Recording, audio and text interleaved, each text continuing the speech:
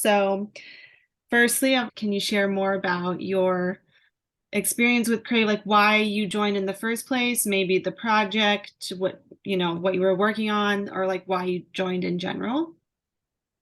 Yeah, I was actually in Claremont, Florida, just going to Panera Bread, and I ran into Joshua Footman. Didn't know him at all, and he just started telling me about his nonprofit. My husband and I had lunch with him, and we told him we had a nonprofit as well. And he was like, "Oh, you have to join Crave. You have to join Crave." So we were like, "What is Crave?" So he finally tells us about it, and we were interested in it. So we actually lived in Maryland when we first interviewed for Crave. So that was Wow. pretty cool. Did it Yes. feel like that all happening was something unexpected and awesome that happened to be in the same place you're moving to, like to get connected with Crave? When we first started Yeah. Crave, I don't think we Yeah. had 100% known that we were moving to Florida. Right. Oh, so you then coming here, you already had this community or like connection. Yeah, well, yeah. So we were trying to build it up even more once we found Crave was in Florida. And so we moved here from Maryland and we can try to transfer him here to Florida through the Yeah, nonprofit. gotcha. And tell me more about your nonprofit. Yeah. So our nonprofit is the Laos Brothers Sports Foundation. And our purpose and our mission is to empower youth through the awareness of mental and physical health. So we use sports as a conduit to reach out to the youth. And then once we have their attention, we focus a lot on mental health and teaching them about athletics and different sports and the importance of maintaining your physical and mental health. We're 3 years old now.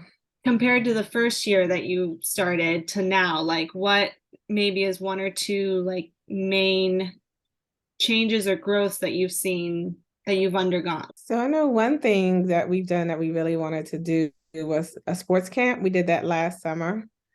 That was really exciting. And now that we're in the Orlando area, we're currently reaching out through Crave and a lot of the connections that we've made to some of the local businesses and nonprofits that are here. Like I know Mark just set up a meeting for us to meet in May with the Chamber of Commerce.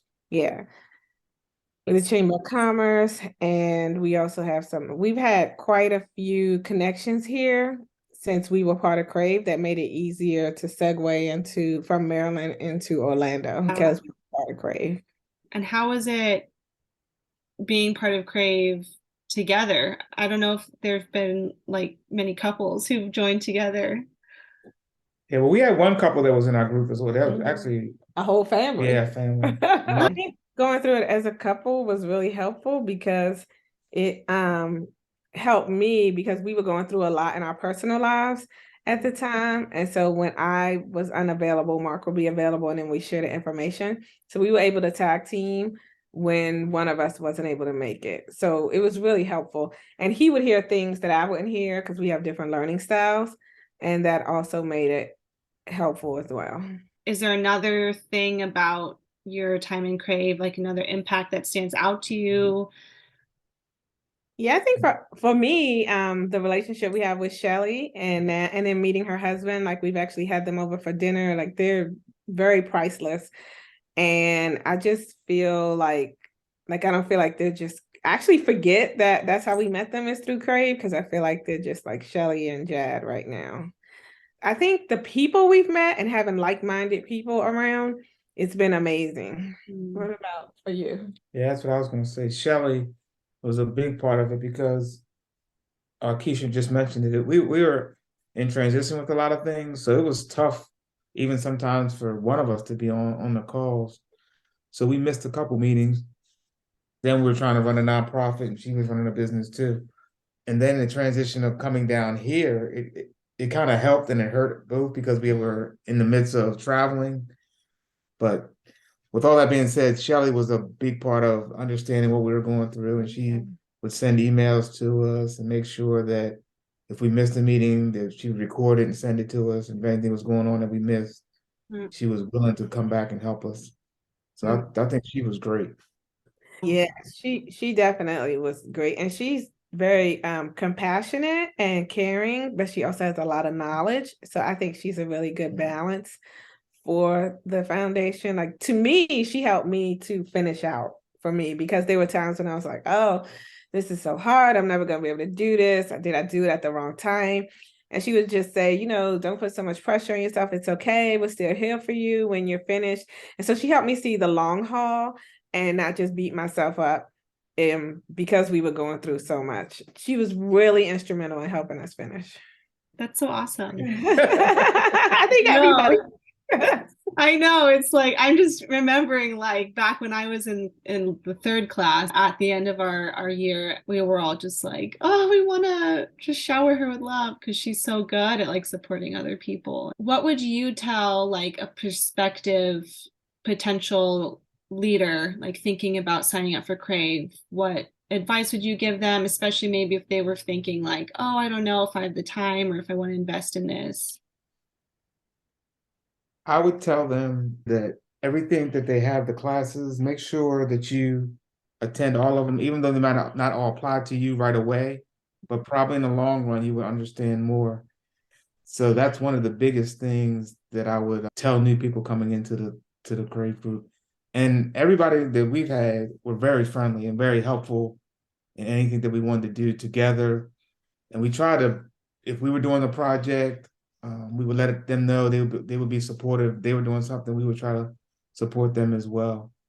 So I would just say, and you might not understand, because a couple of classes were a couple of steps ahead of where you're at, probably, because we were, from what they said, we were established because we had a 501c3 by then, and we had a lot of things. We had done fundraisers. Yeah, by that time, but it was still some of the marketing and some of the how to run fundraise and stuff we wasn't familiar with. But it helped in the long run. When we've seen it now, it's definitely, we understand what they were talking about. A lot of the branding too, that was a big thing. And in terms of like the future, what's coming up for Lyles Brothers Sports Foundation? So one thing that we're thinking about doing is partnering with the city of Charlotte and doing a small clinic in the fall. And also we're looking to partner with a nonprofit in Washington, D.C. and do an after-school program. That's a combination of musical, teaching children how to play the steel pan, and also physical fitness. And it's in a really underserved community right now. So we're in the process of writing a grant for that as well.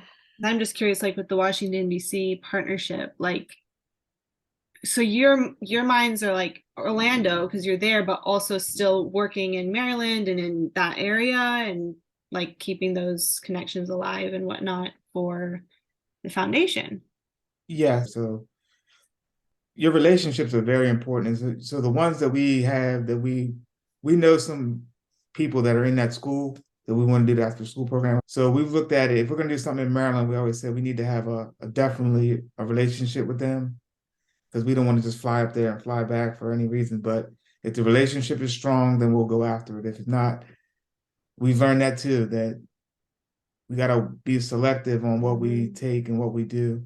We almost got caught up in something. Yeah, caught up in something. Yeah, distracted for one, and caught up in something that we really wasn't ready for. And so it helped us to kind of step back and go, okay, we'll go back to our mission and realize what we were called to do. Can you share a little bit more about that, like in the spirit of being guided by your mission and not getting distracted? I think that's so powerful. Yeah, so in the Washington, D.C. area, which is where we were residing before, D.C., Baltimore area, there's a huge, well, I shouldn't say huge, but the HIV epidemic is really big up there. So there's a lot more grant funding for that. So we were trying to figure out how to combine it with some of the programs that we were already doing and getting the information out for the youth. But what we realized at the time is that our passion is more physical fitness and mental health, and not so much the HIV epidemic. I'm not saying that it's not a good cause. It's just not our passion. So our experience and our networking and our, community relations are through athletics and mental health. So it was like starting from scratch almost. And we put a lot of time into it because we thought that was the only way we could probably get more funding. But at the end of the day, we kind of stepped back and looked at each other and was like, no, this isn't the way we should be going. And so we really just had to step back and trust God that the way that he called us to go is that he's going to provide where he's leading us. So that kind of helped us to refocus. I agree. I think the hoops that we had to go through kind of really opened up our eyes to like stop and think and say like, all right, God, what do you want us to do now? So we had to just step back and say, okay, slow down. And like Keisha said, go back to our roots and know what we're doing and refocus. A lot of it is a faith walk, but I know for me, it's increased my faith even more, that we're doing what we're supposed to be doing. Because sometimes you get discouraged, but you know, when you think about the alternative, which is not pursuing your mission and not doing your dream, it's like that's not even an option for us. Like we're still committed to it. I think you have to learn. We can't just chase after the funding. That's what it seemed like. So it's like, let's slow it down because it's not making sense now. Yeah, the funding has to fit your mission. How do you see, if you do, like the complementarianism of like your spirituality guiding your professional work and vice versa? Like I know this is what God has called us to do. And so whenever I start getting down, I know Mark has the gift of faith. That's one of his spiritual gifts. And so I'll turn to him and he'll lift me up, or vice versa. So that's one of the ways it guides me. That's what about for you? I just think it's even though I have that gift of faith, it's still rough sometimes when you don't see it going the plan that you have is not always God's plan. So even in that, you need to sit back and just pray and be like, I'm still going to do what you call me to do, God, and then everything else will come after that. So I believe if we just stick to our plan, that God will provide the rest, and he'll put little becomes much when you put in the master's hands. We still got to work now. You don't just sit there and let it go around. But my wife goes overboard with the work. Got to call her out on that. No, I used to be, right? She is. I try to be better. We both work hard. It's just that her work is a little bit. She's not so patient. That's what I should say. That's what it is. Yeah. That's the AED kicking in. No, now you are. I mean, for example, we might get an idea like today. We'll get an idea, and she immediately thinks we need to do something. Yeah. Instead, like, can we at least vet it a little bit before we just? We got this. We got this. Let's go. So that's why we had to step back for a second. We just can't step back too far, but we had to step back and vet some stuff and just go over our plan and talk to each other about it. Yeah. I'm a little cautious, and she's let's go, and it works out. It works out because I think we kind of balance each other. Yes, because we recognize each other's gifts. Right. So that's how it helps too, us being a couple. We do recognize each other's gifts and our own weaknesses. Like you gotta know your weaknesses and your gifts. Yes. Like I'm not very organized. Like if I'm looking for something in a file folder, he'll be like, "Where is it?" I'm like, "Oh, it's in one of those file folders." He was, "Well, which one?" I don't know. Like look through them. It's in a folder. Like what more do you want? Like, dude. Oh my gosh. Yeah, you two definitely do complement each other, it looks like, and I love it. We try. Wow. I do want to share one more thing. It has to do with Crave. I didn't realize how much the alumni is involved with Crave, which is amazing. I mean, I'm glad to keep us up to date on what's going on with like they're having a Crave class now, so they let us know if we want to come back, and even if we might have missed something, we could take that class so we can attend it. So I think that's great. They don't just leave you out there after you graduated from the program. Their relationships will stay strong that way.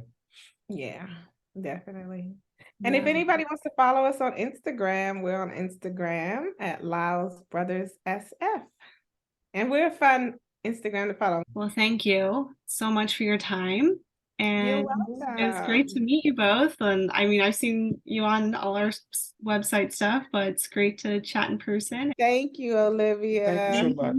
And see you sometime, somewhere, somehow. But yes, we will meet in the Crave universe.